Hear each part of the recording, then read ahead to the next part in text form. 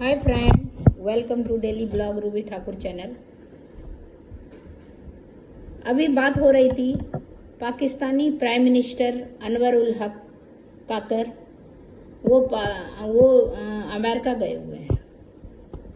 तो वहाँ के जनता का, वहाँ के पब्लिक का, पाकिस्तानी पब्लिक का ये रिएक्शन है कि पाकिस्तानी का हालत खास्ता है, पाकिस्तान का इकोनॉमी चरमरा रहा है।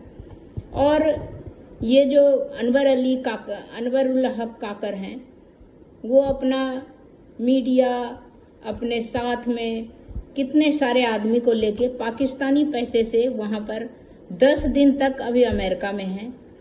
सभी मीडिया पर्सन गए हैं, साथ में और भी गया, जो प्रोटोकॉल होता है उतना दिन जाके रुकने का, पेरिस में एफिल टावर में जाके खाना खाने का, ये जो एंजॉय कर रहे हैं।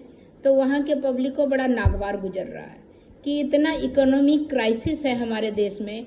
आटे के लाइन में आदमी मर रहा है, आटे के लिए तरस रहा है, खाने के लिए तरस रहा है। और वो हमारे यहाँ का जो केयर टेकर है, वैसे इलेक्टेड नहीं, सेलेक्टेड प्रधानमंत्री हैं, वो एंजॉय कर रहे हैं। ऐसा लग रहा है जैसे उनको लॉटरी निकल गया है। तो उसमें वहाँ के मीडिया का, वहाँ के पब्लिक का क्या रिएक्शन है वो आप जानिए।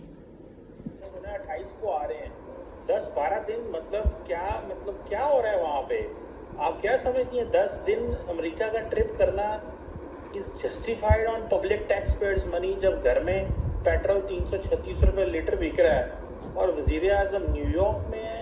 आपको लगता है कि उनसे पूछें या उनकी गवर्नमेंट से पूछें तो वो तो कहते हैं हम बड़ा काम कर रहे हैं, हमने डॉलर को जो है वो 307-8 से 290 पे ले आए हैं, हमने बड़ी मेहनत कर रहे हैं। और अभी वो कह रहे हैं हम पेट्रोल भी कम कर रहे हैं। आपको लगता है कि हमारे वज़ीर-ए-आज़म अमेरिका में एक अच्छी जो है वो डिप्लोमेटिक इंगेजमेंट कर रहे हैं वहाँ पे? क्या देख रही हैं आप? नहीं, मुझे तो नहीं लगता चीमा साहब के ये वहाँ पर कोई काम कर रहे हैं या कोई डिप्लोमेटिक चेंज के लिए बैठे हैं। ये बस अपने सैर सपाटे के लिए गए होंगे। आपको याद होगा, या बल्कि अभी भी सोशल मीडिया पे जो काकड़ साहब की पिक्चर्स आ रही हैं, तो जब इमरान खान के टाइम पे ये गए थे यूनाइटेड नेशन जनरल असेंबली के इजलास में, तो उनकी सेल्फीज बड़ी मशहूर हो रही हैं आजकल के। उस टाइम पे इतने एक्साइटेड थे कि उन्होंने सेल्फी लेके लगाई।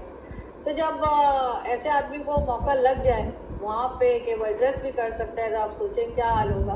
होना तो खैर ये चाहिए था कि वो ये बताते कि पाकिस्तान में इस वक्त गुर्बत की क्या हालत है, लोगों की क्या हाल है, और पाकिस्तान को ज़रूरत है कि बाकी जो बड़ी कंट्रीज़ हैं वो यहाँ पर कोई प्रोजेक्ट्स लगाएं, कोई इस किस्म का काम करें जिससे यहाँ पे लोगों की हालत जो है उसमें सुधार पैदा हो और इकोनॉमी ठीक हो, एजुकेशन सिस्टम ठीक हो, या ये कि यहाँ पे जो फूड शॉर्टेज है उसके ऊपर बात करते हैं। लेकिन उन्होंने जाकर वही अपना पुराना राग जो हर प्राइम मिनिस्टर पाकिस्तान का जाके गाता है, कश्मीर कश्मीर, बस उन्होंने एक नया टच जो है वो अफगानिस्तान का भी दे दिया। वरना ये कि जहाँ से हमें मुसलसल जो है वो मार पड़ रही है उसका भी उन्होंने बता दिया। लेकिन बाकी तो वो सिर्फ कश्मीर कश्मीर करके ही आए हैं और इससे ज़्यादा तो कुछ करते हुए दिखाई नहीं दे रहे। और बिल्कुल भी ऐसा नहीं होना चाहिए था। 10 दिन के लिए करना क्या है इन्होंने, और अपने पैसे से तो गए नहीं है, बिल्कुल कौमी ख़जाने से पैसे खर्च हो रहे हैं। और आज आपने यकीनन देखा होगा कि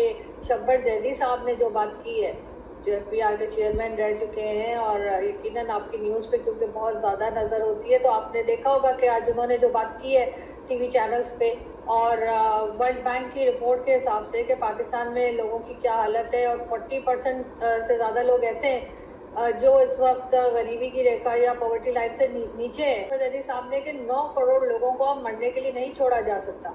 राशन सिस्टम या राशन कार्ड सिस्टम जो है वो लाना पड़ेगा, क्योंकि लोगों की हालत बहुत ख़राब है। पाकिस्तान में 40% है और भारत में सिर्फ 15% है। इतना लंबा आप देख सकते हैं मार्जिन है, इतना लंबा दोनों में डिफरेंस है।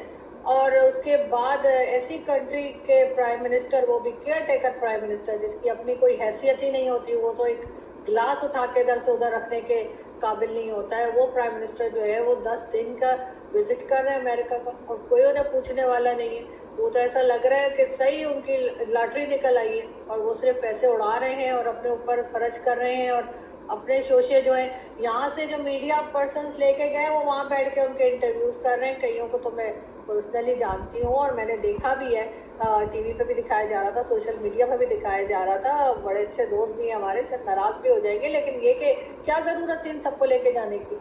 ये पूरा का पूरा टब्बर जो ये लेकर गए यहाँ से मीडिया के लोगों का, अमेरिका, वहां पे बैठ के इंटरव्यू दे रहे हैं ये मैडम काफिर सारे साहब। वजीर-ए-आज़म लेके जाते हैं सर सारे वजीर आजम लेके जाते हैं तो कुछ पैसा होता है तो लेके जाते हैं, कोई हैसियत होती है तो लेके जाते हैं। ये केयर टेकर प्राइम मिनिस्टर है, इनको क्या जरूरत पड़ी थी कि ये यहाँ से इतना सारा मीडिया लेकर जाए, वो भी ऐसे वक्त में जब वर्ल्ड बैंक की रिपोर्ट भी है और अब ना भी होगा तो हमें क्या दिखाई नहीं दे रहा कि हमारे लोगों की क्या हालत है।